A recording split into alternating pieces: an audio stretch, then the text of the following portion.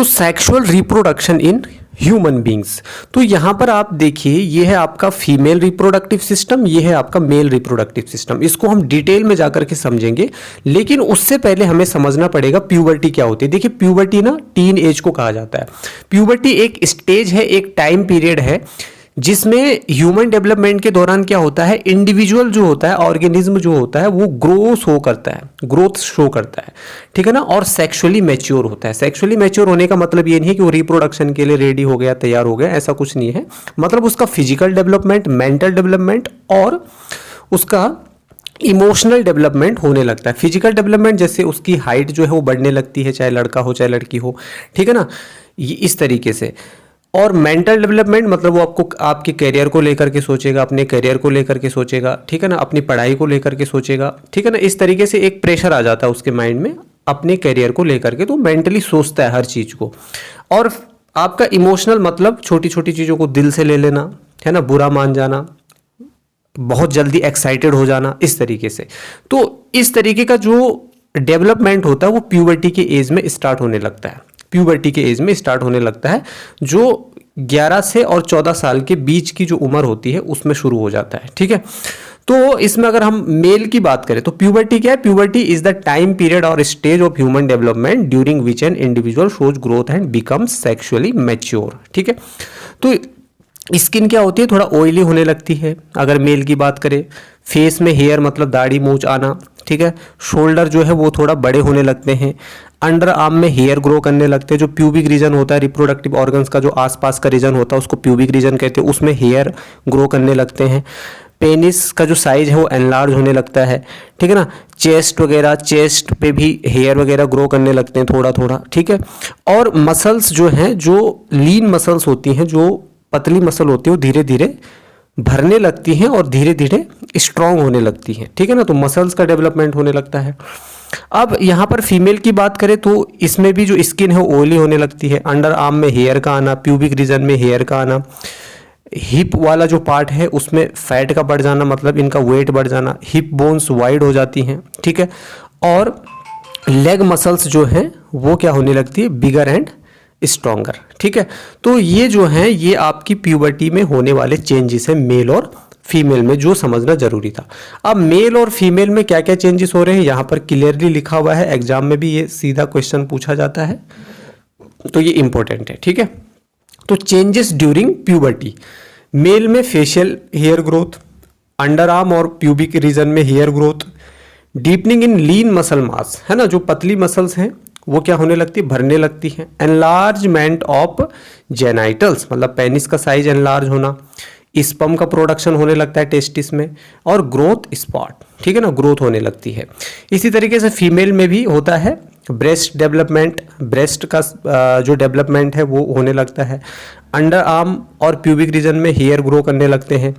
Increase in fat mass of hip and thighs, thigh और hip जो होता है उसमें फैट बढ़ने लगता है। मेंस्ट्रुएशन साइकिल जो है वो स्टार्ट होने लगती है, इस चैप्टर में हम इसको थोड़ा डिटेल से समझेंगे लास्ट में, और ग्रोथ होने लगती है, ठीक है ना। तो ये मेल और फीमेल में प्यूबर्टी के दौरान क्या होते हैं, कुछ चेंजेस होते हैं जो आपको पता होने चाहिए, ठीक है। अब comparison of male gamete and female gamete, male gamete को हम मेल सेक्स सेल और फीमेल गैमेट को फीमेल सेक्स सेल भी कहते हैं हम, या जर्म सेल भी कहते हैं हम गैमेट को, ये आपको याद है, मैंने पिछली वीडियो में बताया था आपको। तो मेल गैमेट क्या होता है, मेल गैमेट बनने की जो प्रोसेस होती है उसको हम स्पर्मेटोजेनेसिस कहते हैं। स्पर्मेटोजेनेसिस मतलब क्या होता है, स्पर्म बनने की जो प्रोसेस है उसको स्पर्मेटोजेनेसिस कहते हैं। और फीमेल में ओवम या एग बनने की जो प्रोसेस है उसको ऊगेनेसिस कहते हैं, ऊगेनेसिस कहते हैं, ठीक है। तो जो मेल गैमेट होते हैं इनको हम स्पर्म कहेंगे और फीमेल गैमेट को हम ओवम कहेंगे, ठीक है। It is produced in testis, जो मेल गैमेट स्पर्म होता है ये टेस्टिस में प्रोड्यूस होता है, और फीमेल में जो ओवम या एग होता है वो ओवरीज में क्या होता है, प्रोड्यूस होता है, ठीक है। अब जो फीमेल मेल गैमेट में जो स्पर्म होते हैं smaller in size and motile, ये मोटाइल होते हैं मतलब एक जगह से दूसरी जगह चल सकते हैं। तो जो स्पर्म होता है आगे आप देखोगे ये ओवम के पास जाता है चल करके, ओवम स्पर्म के पास नहीं जाता, ठीक है ना। और जो ओवा होता है या जो एग होता है या ओवम होता है ये लार्ज होता है और नॉन मोटाइल होता है, मतलब एक जगह से दूसरी जगह ये मूव नहीं कर सकता। Large number of sperms are produced, male में लार्ज नंबर ऑफ स्पर्म्स जो है प्रोड्यूस होते हैं, और फीमेल में क्या होता है, एक ही एग प्रोड्यूस होता है एक टाइम में, एक ही एग क्या होता है, प्रोड्यूस होता है एक टाइम में। तो जो ओवम है वो ह्यूमन बॉडी की सबसे बड़ी सेल होती है, लार्जेस्ट सेल होती है, और स्पर्म सबसे छोटी सेल होती है ह्यूमन बीइंग जो मेल में होती है, ठीक है, और ओवम जो फीमेल में होती है, ठीक है। अब यहां पर मेल रिप्रोडक्टिव ऑर्गन, ये जो डायग्राम है ये बहुत इंपॉर्टेंट है, ठीक है ना। तो ये डायग्राम आप स्टार कर लीजिए और इसके एक एक पार्ट को आपको समझना है, ठीक है। मेल रिप्रोडक्टिव सिस्टम, ठीक है। अभी मैं इस फ्लो चार्ट पे भी आऊंगा। देखो फ्लो चार्ट से क्या होता है, एक माइंड मैप बन जाता है और उसके बाद आप अपनी लैंग्वेज में आंसर को लिख सकते हैं, ठीक है। तो मैं ज़्यादा प्रीफर करता हूं बच्चों को कि आप फ्लो चार्ट के माध्यम से चीज़ों को समझा करें।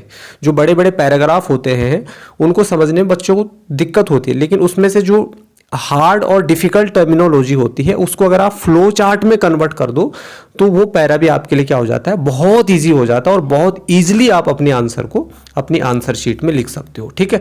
तो पहले थोड़ा इस डायग्राम की तरफ आ जाते हैं हम। देखिए ये है आपका टेस्टिस। टेस्टिस कितने होते हैं, 2 होते हैं, ठीक है। और ये है आपका स्क्रोटम। टेस्टिस के बाहर की जो स्किन होती है जिसके अंदर टेस्टिस होता है उसको हम कहते हैं स्क्रोटम। क्या कहते हैं, स्क्रोटम, ठीक है। अब यहां से एक ट्यूब जुड़ी हुई है, इस ट्यूब को हम कहते हैं वास डिफरेंस, या इसको स्पर्म डक्ट भी कहते हैं, क्योंकि इसी में से होके स्पर्म मूव करते हैं। स्पर्म डक्ट भी कहते हैं किसको, स्पर्म डक्ट भी कहते हैं किसको, वास डिफरेंस को, ठीक है ना। ये आपका यूरेटर है। देखो यूरेटर एक्सक्रीटरी सिस्टम का पार्ट है, ठीक है ना। यहां से ये ऊपर किडनी से जुड़ा होगा, एक इस किडनी से और एक दूसरी किडनी से, ठीक है। तो यहां पर ये दिखाया गया है, ठीक है। तो इसको आपको यहां पर समझना नहीं। और एक होता है यूरिनरी ब्लैडर, जिसमें यूरिन क्या होता है, स्टोर होता है, और यूरिथ्रा से फिर बाहर आता है। तो ये ब्लैडर और यूरेटर जो है ये एक्सक्रीटरी सिस्टम के पार्ट है, ठीक है ना। लेकिन यहां पर भी आपको शो किए गए हैं ताकि आप उनको लिंक कर सको, ठीक है। यहां पर 1-2 ग्लैंड होती है, प्रोस्टेट ग्लैंड, सेमिनल ग्लैंड, और एक ग्लैंड और होती है बल्बो यूरिथ्रल ग्लैंड, ठीक है ना। इनका क्या काम है इनको अच्छे से समझेंगे। ये आपका पेनिस हो गया, और पेनिस के बीच में से ये एक लाइन आपको दिख रही होगी, इसको कहते हैं यूरिथ्रा। ये वो रास्ता है जहां से यूरिन बाहर आता है, स्पर्म बाहर आते हैं, सीमेन बाहर आता है, ठीक है ना। ये आपको क्लियर हो गया। तो मेल में जो टेस्टिस होते हैं उसके कितने पेयर होता है, 1 पेयर होता है, और नंबर कितने होते हैं इसके, 2 होते हैं, मतलब 2 इन नंबर होता है, मतलब 1 पेयर, ठीक है ना। तो अब इसको थोड़ा आप डिटेल से समझने की कोशिश करें इस फ्लो चार्ट से। देखो ये जो आपका स्क्रोटम होता है ना, स्क्रोटम टेस्टिस के बाहर की जो स्किन होती है जिसके अंदर टेस्टिस होता है, उसको वो क्या होता है, एक सेक या पाउच लाइक स्ट्रक्चर होता है, एक छोटी सी थैली नुमा संरचना होती है, ये सेक लाइक स्ट्रक्चर होता है, पाउच लाइक स्ट्रक्चर होता है, जिसको स्क्रोटम कहते हैं। इसके अंदर क्या होते हैं, अ पेयर ऑफ टेस्टिस, एक पेयर होता है किसका, टेस्टिस का। मतलब कितने टेस्टिस होते हैं, 2 टेस्टिस होते हैं, ठीक है। अब जो ये टेस्टिस होता है, इस टेस्टिस में यहां पे वैसे तो इसके बहुत सारे पार्ट्स होते हैं, लेकिन यहां पर बेसिकली 3 पार्ट्स आपको पढ़ने हैं। एक होता है आपका सेमिनिफेरस ट्यूब्यूल, सेमिनिफेरस ट्यूब्यूल, दूसरा होता है लीडिंग सेल्स, और तीसरा होता है एपिडिडाइमिस, एपिडिडाइमिस। बड़े डिफिकल्ट टर्मिनोलॉजी आपके लिए, ठीक है। लेकिन आप 1-2 बार जब इनको बोलोगे और साथ साथ में नोट्स बनाओगे तो आपको चीज़ें समझ में जल्दी आएंगी। मैंने आपको पहले ही बता दिया, नोट्स बनाने से क्या होता है कि जो मैं आपको बता रहा हूं वो आपके सबकॉन्शियस माइंड में फीड हो जाते हैं। जो आप नोट्स बना रहे हैं वो आपके सबकॉन्शियस माइंड में फीड हो जाते हैं। कॉन्शियस माइंड में क्या चल रहा है आपका, जो अभी मैं बोल रहा हूँ वो आपके कॉन्शियस माइंड में जा रहा है, ठीक है, और उसके बाद सबकॉन्शियस माइंड में। तो आपको नोट्स बनाना भी बहुत बहुत ज़्यादा जरूरी है ताकि आपको ये टर्मिनोलॉजी बहुत अच्छे से समझ में आ जाए। देखो शॉर्टकट किसी भी चीज़ का नहीं होता है, आपको थोड़ा तो मेहनत करनी पड़ेगी, ठीक है। तो एपिडिडाइमिस, सेमिनिफेरस और लीडिंग सेल्स, ESL भी आप बोल सकते हो, ESL, एपिडिडाइमिस, सेमिनिफेरस ट्यूब्यूल, और L stands for leading cells, ठीक है। तो ये 3 पार्ट हो गए आपके किसके किसके, आपके टेस्टिस के, ठीक है। अब जो आपका सेमिनिफेरस ट्यूब्यूल होता है ना, ये इमेच्योर स्पर्म सेल को क्या कर देता है, प्रोड्यूस करता है। इमेच्योर जो आपकी स्पर्म सेल्स होते हैं, अभी मैच्योर नहीं हुई है, वो इमेच्योर स्पर्म सेल को प्रोड्यूस करता है। लीडिंग सेल क्या करता है, टेस्टोस्टेरोन नाम के हार्मोन को क्या करता है, प्रोड्यूस करता है। ठीक है ना, मैंने एंडोक्राइन सिस्टम में आपको बताया था ना, टेस्टोस्टेरोन हार्मोन गोनाड्स के अंदर, फीमेल में एस्ट्रोजन और मेल में टेस्टोस्टेरोन। तो टेस्टोस्टेरोन हार्मोन जो है वो टेस्टिस में ही बनता है, और उसको कौन बनाता है, टेस्टिस का कौन सा पार्ट बनाता है, लीडिंग सेल्स बनाती हैं। तो ये बहुत इंपॉर्टेंट है, 1 मार्क्स में एमसीक्यू में सीधा क्वेश्चन पूछा जाएगा। ठीक है ना, कि जो लीडिंग सेल्स है वो क्या करती हैं, प्रोडक्शन ऑफ टेस्टोस्टेरोन। ठीक है, सेमिनिफेरस क्या करता है, इमेच्योर स्पर्म सेल को प्रोड्यूस करता है, और उसके बाद ये जो इमेच्योर स्पर्म सेल्स होती हैं ये एपिडिडाइमिस में जाती हैं, और वहां पर ये क्या हो जाती है, मैच्योर हो जाती है। Epididymis maturation and storage of sperm cell. इन इमेच्योर स्पर्म सेल को मैच्योर कौन करता है, एपिडिडाइमिस करता है, और उनको स्टोर करने का काम भी कौन करता है, एपिडिडाइमिस करता है। ये एपिडिडाइमिस कहां पे होता है, ये देखिए, ये देख रहे हैं आप, ये वाला पार्ट जो जुड़ा हुआ है, ये वाला पार्ट, ये है आपका एपिडिडाइमिस। ठीक है, ये वाला पार्ट, ठीक है, ये क्या है, आपका एपिडिडाइमिस है। ठीक है, तो यहां पर क्या होता है, इमेच्योर जो स्पर्म सेल होती हैं वो मैच्योर होती हैं और स्टोर होती है। उसके बाद ये वॉश डिफरेंस में जाती हैं। कहां जाती हैं, वॉश डिफरेंस में जाती हैं। ठीक है, तो ये क्लियर हो गया आपका, आई होप ये आपको क्लियर हो गया होगा। ठीक है, एपिडिडाइमिस, सेमिनिफेरस, लीडिंग सेल। ठीक है, उसके बाद यहां पर फिर से एक चीज आप देखिए कि जो टेस्टिस होता है आपका, जो आपका टेस्टिस होता है, इसमें कौन सी सेल्स प्रोड्यूस होती है, स्पर्म सेल, स्पर्म सेल। उसके बाद ये इमेच्योर स्पर्म सेल कहां जाती है, एपिडिडाइमिस में जाती है। कहां जाती है, एपिडिडाइमिस में जाती है। ये दिख रहा है आप ऊपर का जो ये पार्ट है, ये वाला, ठीक है, इसमें जाती हैं, एपिडिडाइमिस में जाती है, और एपिडिडाइमिस से ना एक ट्यूब अटैच होती है। ठीक है ना, यहां पर आपको क्लियरली दिख रहा होगा, ये जो ट्यूब है ये किससे, ये इस ट्यूब को हम कहते हैं स्पर्म डक्ट या वास डिफरेंस। क्या कहते हैं, वास डिफरेंस। ठीक है ना, ये इस तरीके से ये ट्यूब है। ठीक है ना, तो ये एपिडिडाइमिस से ये स्पर्म इस ट्यूब में एंटर करता है, स्पर्म डक्ट या वास डिफरेंस में जाता है। ठीक है ना, अब यहां पर आपको एक चीज क्लियर हो जानी चाहिए, 3 इंपॉर्टेंट ग्लैंड्स होती हैं यहां पर, सेमिनल ग्लैंड, प्रोस्टेट ग्लैंड और बल्बो यूरिथ्रल ग्लैंड। ठीक है, क्या बोला सर आपने, फिर से बोल दीजिए एक बार, seminal gland, prostate gland, bulbourethral gland, ये कहा मैंने। ठीक है, ये क्या करती है, फ्लूइड सिक्रीट करती है। क्या करती है, फ्लूइड को सिक्रीट करती है। आइए डायग्राम पे फिर से। ठीक है ना, ये देखिए, ये वाला डायग्राम देखिए, ये आपको ग्लैंड दिख रही है। देखो भाई, आपके टेस्टिस में स्पर्म बने आपके टेस्टिस में। अब ये स्पर्म कहां गए, एपिडिडाइमिस में गए। एपिडिडाइमिस से कहां गए, ये वास डिफरेंस में गए। मैंने बोला ना, ये मोटाइल होते हैं, ये एक जगह से दूसरी जगह जा सकते हैं। जब ये वास डिफरेंस में इस तरीके से ट्रैवल कर रहे हैं, तो बीच में 3 ग्लैंड्स क्या होती हैं, इनको हेल्प करती हैं। अब इन तीनों ग्लैंड से क्या निकलता है, सिक्रीशन निकलता है। ग्लैंड सिक्रीशन इसको बोलते हैं, ये फ्लूइड सिक्रीशन इसको बोलते हैं। ये कुछ फ्लूइड सिक्रीट करते हैं। ये प्रोस्टेट ग्लैंड हो गई आपकी, सेमिनल वेसिकल हो गई, और एक मैंने बताया आपको बल्बो यूरिथ्रल ग्लैंड। ये तीनों ग्लैंड्स एक फ्लूइड सिक्रीट करती हैं, और जब ये फ्लूइड सिक्रीट करती हैं तो ये इस स्पर्म के साथ क्या हो जाती है, मिक्स हो जाती हैं। तो ये फ्लूइड, अब देखो कई बोलते हैं स्पर्म को ही सीमेन बोलते हैं, ये गलत है। स्पर्म को सीमेन नहीं बोलते हैं। सीमेन क्या है, सीमेन क्या है, ये जो इन तीनों ग्लैंड से जो फ्लूइड सिक्रीशन हुआ है ना, इन तीनों ग्लैंड से जो ये फ्लूइड प्लस जो इस वास डिफरेंस से ट्रेवल कर रहे जो आपके स्पर्म सेल हैं, तो जब ये स्पर्म सेल और फ्लूइड दोनों आपस में मिलते हैं तो इन दोनों के मिक्सचर को हम क्या बोलते हैं, सीमेन बोलते हैं। क्या बोलते हैं, सीमेन बोलते हैं। ठीक है, अब ये यहां पर ब्लैडर है, ब्लैडर के अंदर यूरिन होता है, तो यूरिन का रास्ता क्या है, ये यूरिथ्रा से बाहर आएगा, बीच में जो लाइन आपको दिख रही है इस तरीके से, और जो स्पर्म है और ये फ्लूइड सिक्रीशन है, ये भी इसी यूरिथ्रा से क्या निकलेगा, बाहर निकलेगा, एग्जिट आउट होगा। ठीक है ना, तो ये क्लियर हो गया आपको, यूरिथ्रा से ही आपका यूरिन निकलता है, इसी से आपका स्पर्म भी यहीं से बाहर आता है। ठीक है ना, यहीं से बाहर आता है। तो स्पर्म सेल और फ्लूइड सिक्रीशन जो कि ग्लैंड से सिक्रीट हुआ था। स्पर्म सेल और फ्लूइड सिक्रीशन, इन दोनों को मिलाकर के हम सीमेन बोलते हैं, केवल स्पर्म को सीमेन नहीं बोलते हैं, ये आपको याद रखना है, ठीक है ना। क्लियर हो गया। तो इस वास्ट डिफरेंस से मतलब टेस्टिस से एपिडिडाइमिस, एपिडिडाइमिस से वास्ट डिफरेंस से क्या आ रहे हैं, स्पर्म सेल आ रहे हैं, और इन तीनों ग्लैंड से फ्लूइड आ रहा है, ये दोनों यहाँ पे मिलते हैं और फिर यूरिथ्रा के थ्रू क्या हो जाते हैं, बॉडी से बाहर हो जाते हैं। क्लियर हो गया। I hope this is clear to all of you, ठीक है। क्लियर। अब देखिए यहाँ पर तो क्लियरली डायग्राम में आपको दिख रहा होगा, ठीक है ना। ये आपका टेस्टिस हो गया, ये ऊपर एपिडिडाइमिस हो गया, यहाँ से ये वॉश डिफरेंस हो गया, ठीक है, इस तरीके से, ठीक है। अब हम आगे बढ़ते हैं थोड़ा।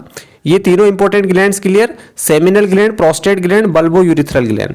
Bulbo urethral gland, prostate gland, seminal gland तीनों मिला करके फ्लूइड को सिक्रीट करती हैं, जिसको फ्लूइड सिक्रीशन कहते हैं। वॉश डिफरेंस से आपका स्पर्म सेल आए जो कि टेस्टिस में प्रोड्यूस होते हैं, और ये दोनों किस रास्ते से बाहर आते हैं, यूरिथ्रा से बाहर आते हैं, जो कि पेनिस के बीच में होती है अंदर, ठीक है।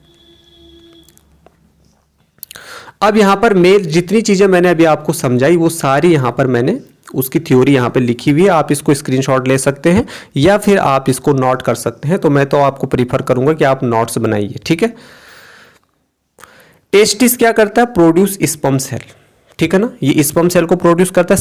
सेमिनिफेरस ट्यूब्यूल्स क्या कर रही है, इमेच्योर स्पर्म सेल्स को क्या कर रही है, प्रोड्यूस कर रही है, ठीक है ना, इमेच्योर स्पर्म सेल को। एपिडिडाइमिस क्या करता है, matures and stores sperm cell, sperm cells जो होता है उसको मैच्योर करता है और स्टोर करता है। वॉश डिफरेंस क्या है, ये क्या करता है, स्पर्म को ले जाता है कहां तक, एपिडिडाइमिस से कहां ले जाता है, ये यूरिथ्रा की तरफ ले जाता है, किसको, स्पर्म को। तो स्पर्म कौन से रास्ते से जाते हैं, वॉश डिफरेंस से जाते हैं, ठीक है।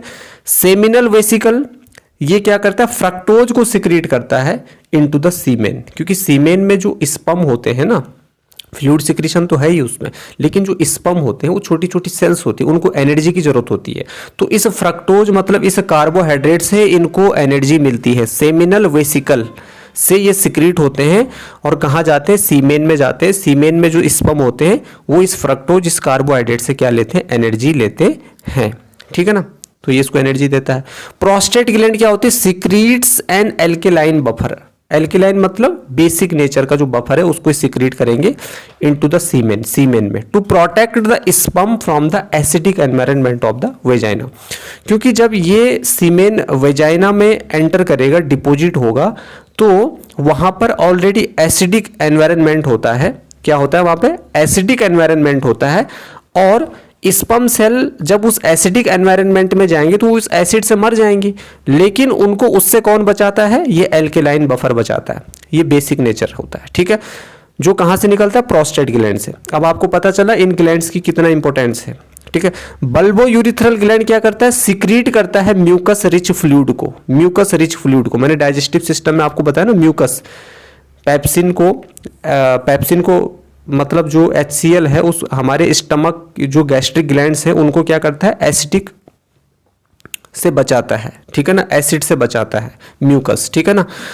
तो म्यूकस रिच फ्लूइड होता है यहाँ पर भी into the semen that may protect the sperm from acids in the urethra. अब यूरिथ्रा में देखो कभी कभी यूरिथ्रा से ही यूरिन बाहर आता है, ठीक है ना, तो उस यूरिन में भी एसिड होता है, उसमें भी क्या होता है, एसिड होता है। तो जब वो यूरिथ्रा में आएगा तो स्पर्म सेल मर जाएंगी, लेकिन उनसे इसको कौन बचा रहा है, बल्बो यूरिथ्रल ग्लैंड से निकलने वाला म्यूकस फ्लूइड, ठीक है। यूरिथ्रा क्या करता है, यूरिथ्रा वो रास्ता है जहां से सीमेन इजेकुलेट होता है, यहां से सीमेन का इजेकुलेशन होता है। इट आल्सो कैरीज यूरिन, ये यूरिन भी यहीं से बाहर आता है यूरिनरी ब्लैडर से, और फिर आपकी यूरिथ्रा से ये क्या हो जाता है, बॉडी से बाहर हो जाता है। और पेनिस जो कि डिपॉजिट करता है स्पर्म को वेजाइना में ड्यूरिंग इजेकुलेशन, ठीक है। तो आई होप ये आपको क्लियर हो गया होगा, ठीक है। अब हम बात करेंगे फीमेल रिप्रोडक्टिव सिस्टम में। तो अभी हम यहाँ पर एक चीज को मान करके चलेंगे कि मेल और फीमेल के बीच में इंटरकोर्स हुआ, सेक्सुअल इंटरकोर्स हुआ, रिप्रोडक्शन हुआ, और मेल के पेनिस से फीमेल के वेजाइना में स्पर्म क्या हो गए, एंटर हो गए। स्पर्म क्या हो गए, इस तरीके से होते हैं, इनका एक हेड वाला पोर्शन होता है और एक मिडल होता है और ये पीछे की टेल होती है जो इनको मूवमेंट में हेल्प करती है। ठीक है, तो ये सारे कहाँ चले गए, वेजाइना में चले गए। ठीक है ना, क्लियर है। अब यहाँ पर देखो फीमेल रिप्रोडक्टिव सिस्टम के कुछ पार्ट आपको समझने हैं। जैसे मेल में टेस्टिस होते हैं ना, फीमेल में क्या होती है, ओवरी होती है। ये एक ओवरी, ये दूसरी ओवरी। इस ओवरी से एक ट्यूब कनेक्ट होती है जिसको फैलोपियन ट्यूब कहते हैं या ओविडक्ट कहते हैं। ओविडक्ट या फैलोपियन ट्यूब। जैसे मेल के केस में आपने वास डिफरेंस या स्पर्म डक्ट पढ़ा, ऐसे यहां पर फैलोपियन ट्यूब या ओविडक्ट है जो दोनों ओवरीज से जुड़ी हुई होती है। ये है आपकी ओविडक्ट, ये है आपकी ओविडक्ट। क्लियर। अब यहां पर यूट्रस, यूट्रस वो जगह है जहां पर बच्चा होता है प्रेगनेंसी के दौरान। ठीक है ना, ये गर्भाशय यूट्रस। ठीक है, तो यूट्रस और वेजाइना के बीच का जो पार्ट होता है ये वाला, इसको हम कहते हैं कर्विक्स। क्या कहते हैं हम इसको, कर्विक्स। ठीक है, तो इतने पार्ट्स आपको समझ में आए।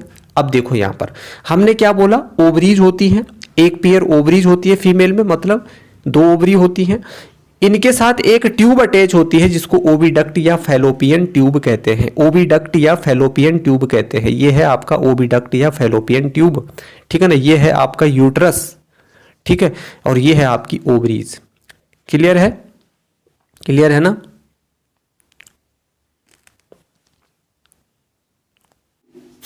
ठीक है, अब देखिए थोड़ा आगे। अब यहां पर 3 चीजें होती हैं जब स्पर्म, अब देखिए यहां पर 3 स्टेप्स होते हैं। सबसे पहला स्टेप होता है आपका ओव्यूलेशन। क्या होता है, ओव्यूलेशन। ओव्यूलेशन का मतलब क्या होता है, जब फीमेल की जो ओवरी होती है ना, वो एग सेल को या ओवम को रिलीज कर देती है ना, तो उस प्रोसेस को हम ओवरी कहते हैं। रिलीजिंग ऑफ ओवम और egg cell from ovary, ovary से एग सेल को रिलीज करने की जो प्रोसेस होती है, और वो फिर कहां जाते हैं, वो एग सेल फैलोपियन ट्यूब में जाते हैं। तो ओवरी से एग सेल को फैलोपियन ट्यूब में रिलीज करने की प्रोसेस को हम कहते हैं ओव्यूलेशन। क्या कहते हैं, ओव्यूलेशन। ठीक है ना, ये आपकी ओवरी है, ये आपकी ओवरी है। इस ओवरी से एक एग सेल निकलेगी। क्या निकलेगी, एक एग सेल निकलेगी। कहां के लिए, आपकी कहां के लिए, आपके फैलोपियन ट्यूब के लिए। ठीक है ना। अब आप क्या करोगे, यहां पर एक चीज को समझोगे कि भाई जो आपकी एग सेल होती है, ओवम होती है, वो तो नॉन मोटाइल होती है। अब ये यहाँ कैसे जाएंगी, अब आप इस चीज को ध्यान से समझना, कैसे जाएंगी, कैसे ये आगे जाकर के डेवलप करेंगी। ठीक है, तो पहला प्रोसेस आपको क्लियर हुआ। दूसरा क्या होगा, फर्टिलाइजेशन होगा। Fusion of male and female gamete to form zygote in fallopian tube. तो फैलोपियन ट्यूब से आगे तो ये मूव नहीं करेगा ना आपका जो एग सेल बना हुआ है। तो मैंने आपको स्टार्टिंग में ही क्या बता दिया था, मैंने आपको यहां पे क्या बताया, देखिए मैंने आपको यहां पे क्या बताया कि स्पर्म सेल चले गए हैं वेजाइना में। अब ये स्पर्म सेल यहां से होते हुए इस तरीके से और फैलोपियन ट्यूब में एंटर करेंगे। अब जब ये फैलोपियन ट्यूब में एंटर करेंगे तो वहां पर एग सेल बनी हुई है, एग सेल बनी हुई है जो कि ओवरी से प्रोड्यूस हुई। तो ये एग सेल के साथ क्या कर लेगा, फ्यूज कर लेगा, और इन दोनों के फ्यूज होने की जो प्रोसेस है उसको हम क्या कहेंगे, फर्टिलाइजेशन कहेंगे। क्या कहेंगे हम उसको, फर्टिलाइजेशन कहेंगे। तो fusion of male and female gamete to form zygote in fallopian tube. तो ये दोनों जब मिलती हैं, मेल और फीमेल गैमेट मतलब ओवम और स्पर्म सेल जब मिलती हैं, तो इनसे बनने वाला जो अगला सेल है वो है जाइगोट, फर्टिलाइज्ड जाइगोट है ये। फर्टिलाइजेशन के बाद ठीक है बना, ठीक है ना, फैलोपियन ट्यूब में। अब ये जाइगोट क्या करेगा, अब ये जाइगोट क्या करेगा, यहां पर देखिए थोड़ा इस डायग्राम में, ठीक है ना। यहां स्पर्म सेल आ गई, ओवम के साथ मिल गई, तो ये क्या होगा, यहां से यूट्रस में, यहां से ये जो आपको जाइगोट दिख रहा है मेल और फीमेल गैमेट के मिलने से ही तो बना है। अब ये जाइगोट धीरे धीरे आगे जाकर के मूव करेगा आगे, जैसे जैसे ये ग्रो करेगा ये आगे की तरफ जाता रहेगा इस तरीके से, देख रहे हैं आप। तो यहाँ पे क्या हो रहा है, आपको देख रहे हो सेल्स के नंबर में थोड़ा थोड़ा क्या हो रहा है, चेंज हो रहा है। सेल्स के नंबर बढ़ते जा रहे हैं, इंक्रीज होते जा रहे हैं, ठीक है ना। एक जाइगोट से 2 जाइगोट बन जाते हैं, ठीक है ना, 2 से 4 बन जाते हैं, ठीक है ना, 4 से फिर 8 बन जाते हैं, 8 सेल बन जाती हैं इसकी, 8 से फिर 16 बन जाती है, 16 से 32, 32 से 64, 128, ठीक है ना। इस तरीके से ये डिवाइड करता रहता है। तो फिर जाइगोट से फिर क्या बनता है आपका अल्टीमेटली यहाँ पर एम्ब्रियो बनता है। क्या बनता है? एम्ब्रियो बनता है। तो एक साइकिल आपको याद रखनी है कि जो जाइगोट, जो आपकी स्पर्म सेल और ओवम सेल है, दोनों से मिलकर के जाइगोट बनता है, वो फर्दर डिवाइड करता है, फिर एम्ब्रियो बनता है, और फिर उस एम्ब्रियो से ही फिर फीटस बनता है, और वही फीटस फिर बेबी बनकर के जन्म लेता है, बेबी बनकर के जन्म लेता है। ठीक है ना। तो ये एम्ब्रियो, फिर ये जो डेवलपिंग एम्ब्रियो है, ये ग्रोइंग एम्ब्रियो यूट्रस की जो लाइनिंग है, यूट्रस की जो वॉल है, उसके साथ अटैच हो जाता है। उसके साथ क्या हो जाता है? ये अटैच हो जाता है यहाँ पे। ठीक है ना। और इसी अटैचमेंट को हम कहते हैं इम्प्लांटेशन। इसी को हम क्या कहते हैं? इम्प्लांटेशन। सबसे पहले फीमेल की ओवरी ने एग सेल को प्रोड्यूस किया, एग सेल को प्रोड्यूस किया, नीचे से स्पर्म सेल आई फैलोपियन ट्यूब में, एग सेल के साथ फ्यूज करी, मिली, दोनों ने फ्यूज करके जाइगोट बनाया। ठीक है ना। जाइगोट बनने के बाद वो जाइगोट फर्दर आगे डिवाइड किया, वो फिर यूट्रस की दीवार के साथ क्या हो गया? अटैच हो गया, और उसी को हमने क्या कहा? Implantation. Attachment of growing embryo to the inner wall of uterus, that is endometrium. Endometrium क्या होता है? एंडोमीट्रियम क्या होता है? जो यूट्रस की जो इनर वॉल होती है, यूट्रस की जो इनर वॉल होती है, उसको हम क्या कहते हैं? एंडोमीट्रियम। तो इस एंडोमीट्रियम से ये ग्रोइंग एम्ब्रियो अटैच हो जाता है, और इसी को हम इम्प्लांटेशन कहते हैं। तो ओव्यूलेशन, ओवम का बनना, फर्टिलाइजेशन, स्पर्म सेल और ओवम का फ्यूज करना, और उनके बाद जाइगोट बनना, जाइगोट से एम्ब्रियो बनना, और उस ग्रोइंग एम्ब्रियो का यूट्रस की अंदर की लाइनिंग से, अंदर की वॉल से अटैच हो जाना, इम्प्लांटेशन, इम्प्लांट हो जाना। क्लियर है? इतना क्लियर है? तो इस डायग्राम से आपको क्लियरली यहां पे समझ में आ रहा होगा। यहां पर इवोल्यूशन हुआ, यहां पर फिर उसके बाद जाइगोट बना, इवोल्यूशन के बाद फर्टिलाइजेशन हुआ होगा, फिर उसके बाद जाइगोट बना, जाइगोट ने आगे क्या किया? मूव किया, क्योंकि उसके साथ स्पर्म सेल है, और जैसे वो मूव कर रहा है आप देख रहे हो सेल्स बढ़ती जा रही है, बढ़ती जा रही है, बढ़ती जा रही है। ठीक है ना। तो सेल्स के बढ़ने के बाद टिश्यू बने, टिश्यू से ऑर्गन, ऑर्गन से ऑर्गन सिस्टम। ठीक है। धीरे धीरे डेवलप किया, पूरी बॉडी बन गई, और जब पूरी बॉडी बन गई तो 9 महीने के बाद, 9 मंथ पीरियड के बाद क्या हो जाता है? आपका बेबी हो जाता है। ठीक है। तो ये है ये सारी कहानी इसकी। क्लियर है? इसका ये चीजें आई होप आपको क्लियर हो गई होंगी। ठीक है ना। एक बार मैं और आपको यहां पे समझा देता हूं कि देखो, सबसे पहले क्या हुआ कि ओवरी के अंदर जो इमेच्योर एग सेल थी, इमेच्योर एग सेल थी, वो पहले से ही प्रेजेंट है। अब एवरी मंथ एक बार ओवरी से एक एग सेल फैलोपियन ट्यूब में क्या होती है? निकलती, एक एग सेल एवरी मंथ। तो इस प्रोसेस को हम कहते हैं ओव्यूलेशन। ठीक है ना। इस प्रोसेस को हम क्या कहते हैं? ओव्यूलेशन कहते हैं। हर मंथ निकलता है, एक बार एक ओवरी से निकलेगा, दूसरी बार दूसरी ओवरी से निकलेगा, एक बार लेफ्ट वाले से निकलेगा, दूसरे मंथ राइट वाले से निकलेगा, ऐसा चलता है एक क्रम। ठीक है ना। तो ये आपको याद रखना है। ठीक है। तो इस प्रोसेस को हम क्या कहेंगे? ओव्यूलेशन कहेंगे। अब इस ओव्यूलेशन से बनने वाला जो एग सेल है, अगर उसके साथ स्पर्म मैच कर रहा है, अगर उसके साथ स्पर्म फ्यूज कर रहा है, तो ऑब्वियसली आगे जाकर के फर्टिलाइजेशन होगा, नहीं तो फर्टिलाइजेशन नहीं होगा, फिर मैच्योरेशन साइकिल चलेगी। ठीक है ना। तो ये कॉमन सेंस की बात है, ये आप समझते होंगे इस चीज को। ठीक है। अब वेजाइना में जो स्पर्म सेल है ना, वो फैलोपियन ट्यूब की ओर क्या करती है? मूव करती है। अब यहां स्पर्म सेल क्या करती है? एग सेल से फ्यूज होती है, और उसी को हम क्या कहते हैं? फर्टिलाइजेशन कहते हैं। क्या कहते हैं? हम उसी को फर्टिलाइजेशन कहते हैं। क्लियर? उसके बाद वो डिवाइड होता है, डिवाइड होने के बाद वो एम्ब्रियो बनेगा। अब एम्ब्रियो जो होता है वो ग्रुप ऑफ सेल है। एम्ब्रियो की जो मूवमेंट होती है वो फीमेल के स्ट्रक्चर की ओर होती है, जिसको हम क्या कहते हैं? यूट्रस कहते हैं। तो वो यूट्रस की तरफ जाता है और अल्टीमेटली यूट्रस से अटैच हो जाता है, उसी को हम क्या कहते हैं? इम्प्लांटेशन कहते हैं। तो यूट्रस की जो दीवारें होती है उसको हम क्या कहते हैं? एंडोमीट्रियम कहते हैं। ठीक है। क्या कहते हैं उसको? हम एंडोमीट्रियम कहते हैं। ठीक है।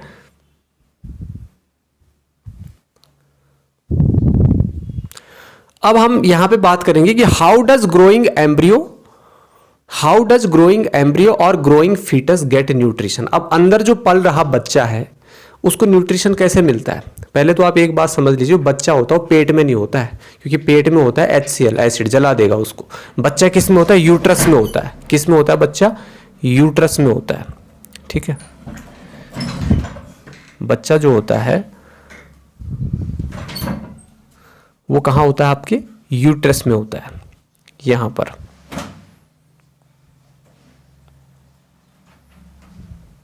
ये बोर्ड थोड़ा हैंग कर रहा है, इसलिए इस तरीके से चीज़ें हो रही है, ये वाला, ठीक है।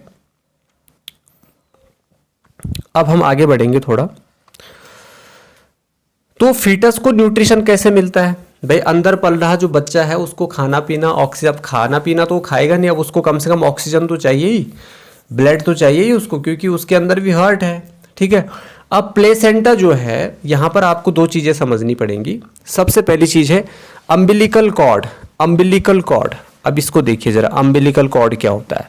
बच्चे की नाभि से एक इस तरीके की ट्यूब जुड़ी हुई होती है ये, और ये ट्यूब अटैच होती है किससे? प्लेसेंटा से। इसी ट्यूब को हम कहते हैं umbilical cord, the connecting tube from the developing foetus to the placenta, ठीक है ना। प्लेसेंटा वो स्ट्रक्चर होता है यहाँ पे, प्लेसेंटा यहाँ पर यूट्रस में वो स्ट्रक्चर होता है जिसमें ब्लड वेसल्स क्या होती हैं? जुड़ी हुई होती है, ब्लड वेसल। ये डिस्क शेप्ड टिश्यू होता है, टिश्यू होता है प्लेसेंटा, जो यूट्रस के अंदर डेवलप होता है। लेकिन ये प्लेसेंटा तभी डेवलप होता है जब कोई महिला प्रेग्नेंट होती है, ठीक है ना। वैसे नहीं होता है ये प्लेसेंटा, प्रेगनेंसी के दौरान ही ये क्या होता है? डेवलप होता है inside uterus to provide nourishment to the growing embryo. अब ये यहाँ पर ये ब्लड वेसल जुड़ी होती है प्लेसेंटा से, इस ब्लड वेसल में ऑक्सीजन भी आता है, ठीक है ना। तो ये ऑक्सीजन जो है और बाकी के न्यूट्रिएंट्स भी आते हैं, ग्लूकोज भी आते हैं। अब बच्चे के अंदर दांत तो है नहीं ना उसके मुंह में, तो खाना तो चबा नहीं पाएगा। तो जब वो खाना अच्छे से डाइजेस्ट हो जाता है और ग्लूकोज बन जाता है, तो वो ग्लूकोज इस ट्यूब के थ्रू, प्लेसेंटा से इस ट्यूब के थ्रू बच्चे को मिलता है, उससे उसको एनर्जी मिलती है, ऑक्सीजन मिलता है, ठीक है ना। तो ये है प्लेसेंटा का बेसिकली काम। अम्बिलिकल कॉर्ड जो उसकी नाभि से, नोवल से जुड़ी हुई एक स्ट्रक्चर होती है, प्लेसेंटा के साथ जुड़ी होती है, और इसी ट्यूब के थ्रू उसको ऑक्सीजन मिलता है और वो CO2 इसी ट्यूब के थ्रू क्या कर लेता है? बाहर कर लेता है। क्लियर है? क्लियर है? हाँ।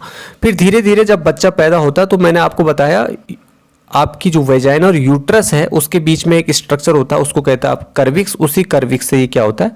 बाहर आता है। उस टाइम ये कर्विक्स क्या होता है? थोड़ा वाइड हो जाता है, ठीक है। तो ये सारी चीजें हैं। और यहाँ पर मैंने लिखा हुआ है जो विलाई होती है, villi on placenta provides large surface area. ये लार्ज सरफेस एरिया प्रोवाइड करती है जिससे बच्चे को ग्लूकोज, ऑक्सीजन, एनर्जी वगैरह सारी चीज़ें मिलती हैं डेवलपिंग एम्ब्रियो को, और उसमें जो वेस्टेज CO2 वगैरह बनता है वो उसी के थ्रू क्या हो जाता है? बाहर आ जाता है।